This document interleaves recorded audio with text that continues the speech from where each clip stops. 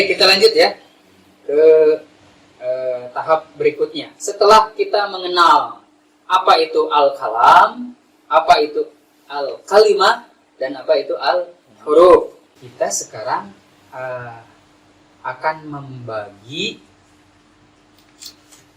menjelaskan dari ketiga bagian itu, yaitu al-kalam, al-kalimah, dan al-huruf. Apa saja? Ada al-kalam ya. Ada al-kalam. Oke. Ada al-kalam. Ada al-kalam. Terus ada Al-kalimah. al-kalimah. Oke. Dan ada al-huruf. Al-huruf. Kalam itu susunan. Susunan apa? Susunan kata. Terus kata Kata mengandung arti, yang mengandung arti dan mengerti, yang membentuk arti, yang membentuk arti, yang dapat susunan dipahami, kata yang mengandung arti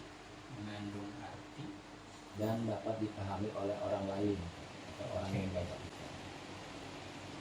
serta dapat dipahami lawan bicara. dipahami Bukan bicara orang lain ya.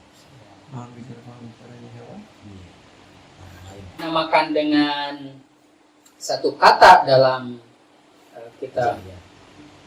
sekali mengatakan itu kan tidak semua huruf hijaiyah. Contoh anak, apa saja di dalamnya? Hamzah, Hamzah, nun, dan alif. alif. Begitu kan? Sebagian berarti. Iya, enggak semuanya. Ya, sebab susah kalau semuanya dipakai. Kelas enggak alif sampai ya gitu ya. Nah, oke ini ya. Siap? Siap. Sampai di sini dapat pahami?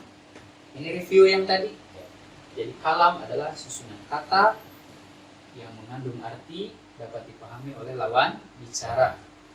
Kalimah, lafaz atau kata yang tunggal, bukan kata gabungan, yang memiliki arti. Dengan huruf yang dimaksud adalah susunan sebagian huruf hijaiyah. Siap? Sampai di sini kita akan lanjut ke pembahasan tentang ini dulu yang kita akan kedepankan pembahasannya, yaitu tentang al-kalimah. Ya. Sebab ini yang menjadi bahasan pokok di dalam ilmu nahwu atau ilmu tata bahasa Arab itu yang ini. Kalau yang ini kan hasil dari ini. Benar nggak? Iya. Bicara itu hasil dari susunan kita berkata-kata. Berkata-kata itu memakai huruf. Jadi ini yang paling pokok jadi pembahasan. Jadi urutannya al-huruf, al-kalimah, al-kalam gitu ya. Cuman saya balik dari yang paling besar ke yang kecil dulu. Nah, jadi sekarang kita pembahasan tentang al-kalimah. Apa itu al-kalimah? Al-kalimah, ingat, dalam bahasa Indonesianya ini adalah Kata. Oke, isi keliru. Kata al-kalimah. Al-kalimah ini itu berapa? 114 surat, 30 juz. Ya. Menurut satu versi 6.666 ayat. Itu kan banyak mengandung kata-kata, betul? Banyak mengandung kata-kata. Kalau dikategorikan, kita pilah-pilah dari kata-kata yang ada, itu hanya 3. Dan sebetulnya di bahasa kita pun sama. Kategorinya hanya 3. Di dalam bahasa Arab kategorinya 3. Ini pengelompokan kata apa ya? Pengelompokan kata. Al-kalimah itu 1. Ada yang disebut dengan ismun. Ismun. Isim. Kata bahasa kita sudah lazim menyebutnya isim. Oke. Yang kedua ada fi'lun. Oke, pelan-pelan. Dan yang ketiga ada harfun. Harfun. Untuk pemula kita pukul rata dulu biar mudah. Isim itu kita sering memukul rata dengan kata benda. Oke. Kata benda apa? Jadi setiap ada satu ucapan tunggal ucapannya, ya, dan itu menunjuk maknanya kepada benda, maka itu namanya isim. Kata yang kelompoknya isim. Contoh, spidol, benda bukan? Benda. Isim berarti? Isim. Spidol kalau di dalam bahasa Arab apa? Miqlamatun. Miqlamatun ini. Miqlamatun. Spidol. Contoh lagi. Saburatun. Papan tulis. Isim bukan? Kalau fi'lun, fi'il, pukul ratanya ini adalah kata kerja. Kata yang menunjukkan suatu. Contoh, Saya pergi tadi. pergi, melihat, minum, makan, duduk, belajar, berangkat, pulang. Pokoknya mah yang menunjukkan kegiatan kerja. Ya, ini kata kerja. Secara pukul ratanya. Kalau harfun apa harfun? Sifat. Pukul ratanya. Harfun itu adalah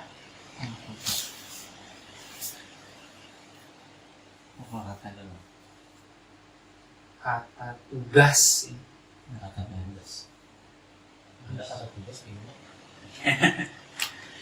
Ya, kata tugas atau boleh lah supaya lebih ini pelengkap. Walaupun ini belum tepat betul, tapi ini untuk memudahkan. Ke itu kan pelengkap. Bisa dikategorikan kata benda nggak ke? Nggak bisa. Nggak ada. Nggak kelihatan. Iya. Baru dia dapat dipahami si huruf ini. Baru dia dapat dipahami kalau digabung dengan ini atau dengan ini. Kalau dia digabungkan, baru akan ada arti. Kalau enggak, dia menyendiri, artinya tidak bisa kita tangkap secara utuh. Itu namanya harf. Jadi membedakannya begini. Kalau misalkan ada kata begini, ana adhabu ilal masjidi. Ana, saya. Adhabu, pergi. Ila, ke. Al masjidi, masjid. Coba kategorikan. Ana masuknya kemana? Saya. Isim, fi'il, atau harf? Isim. Saya. Isim, sifat saya. Ini ada bendanya. Saya. Pergi. Fi'il. Fi'il. Ya, kata kerja. Tuh. Ke harf. Ke. Harf. Harf. Masjid. Isim. Ya. Masjid. Isim. Kenapa ke dikatakan harf? Pelengkap. Karena dia pelengkap saja. Ketika dia menyendiri, dia nggak bisa memberikan arti yang yang utuh. Nah, ini secara pukul rata. Jadi ada kata benda, ada kata kerja, ada kata tugas. Sampai di sini bisa dipahami? Bisa.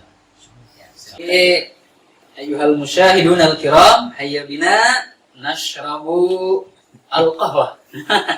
Kita minum kopi terlebih dahulu. Benda, kata kerja, kata tugas.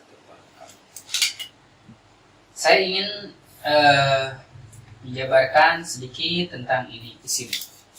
Setelah kita pukul rata ininya, pemahamannya. Oke. Kita menemukan dalam bahasa Arab ada suatu kata. Ketika diartikan, ya, tidak merujuk kepada benda, tidak merujuk kepada kerja, bahkan kita pun nggak bisa menangkapnya. tanpa digabung dengan yang lain. Contoh, kita temukan kata an. Apa an? Dari. Kalau hanya dari saja bisa dipahami nggak? Enggak. Pasti orang bertanya, dari mana? Dari apa? Gitu kan? Tapi ketika an sudah digabung menjadi misalkan, Jadi gabung sama isim berarti. ya digabung dengan isim. An apa misalkan? An masjid. Oke. An digabung dengan masjid. Yang lain yang masuk. An pasar. Soalnya saya nggak tahu bahasa Arabnya Masjid. Dari atau tentang kalau di sini an di sini. Sebab kalau dari masjid itu minal masjid. Ini anil masjid berarti tentang masjid. Bisa dipahami nggak? Walaupun ada kata tentang, tapi karena digabung dengan masjid, kita bisa ini nggak nangkep nggak? Nah, gitu. Jadi kalau ini ditutup dan ketika diterjemahkan nggak bisa dipahami secara utuh maknanya, oh itu berarti huruf. Berarti segitu. Harf, ya. Ini harus dibedakan nih antara huruf di sini dengan harf di sini. Harf itu satu harf. Kalau harf itu huruf. Ya. Ini huruf. Ini harus dibedakan. Beda. Kalau ini namanya huruf pembentuk kata. Ingat, huruf pembentuk bangunan kata. Ini huruf yang dalam pengertian ini. Oh, kenapa tadi? Ya. Kalau di sini huruf di sini kan misalkan tadi apa? Ada kata Zaid, misalkan ya. Zaid. Zaidun. Ini kan ada huruf-huruf hijaiyah. Ada zai, ada ya, dan ada dal. Ini zai, ya, dan dal ini huruf. Cuman namanya itu huruf pembentuk bangunan dari kata Zaid. Kalau huruf di sini beda pengertiannya. Ini namanya huruf ma'ani. Huruf ma'ani. Apa huruf ma'ani itu? Jadi huruf yang memiliki makna. Oke. Kalau ini zai, Pak, ini memiliki makna enggak? Di sini enggak. Zai tidak memiliki makna. Zai. Kalau di Ya tidak memiliki makna. Dal tidak memiliki makna. Dia hanya pembentuk bangunan kata saja. Tapi ketika di sini misalkan ada bi, Bismillahirrahmanirrahim. Ada bi, apa artinya?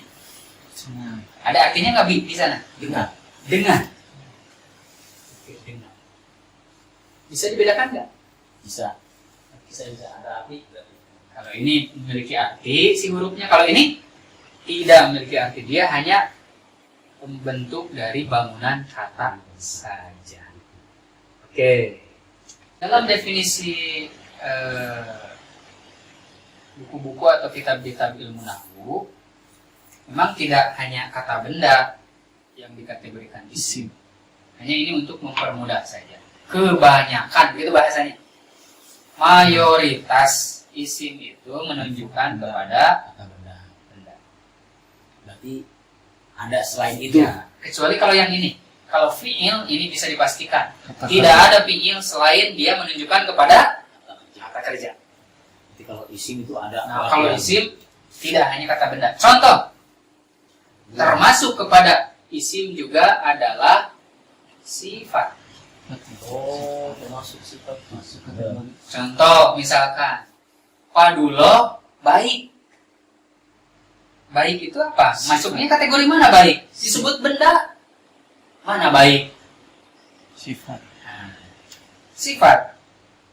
Disebut kerja? Bukan. Baik itu. Sifat dia.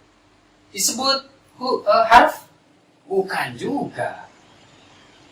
Maka dia masuk ke sifat. Sifat ini dikategorikan sebagai isim.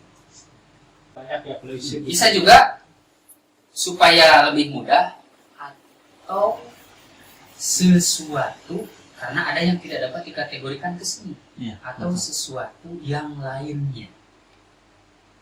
Contoh. Contoh. Allah. Oh.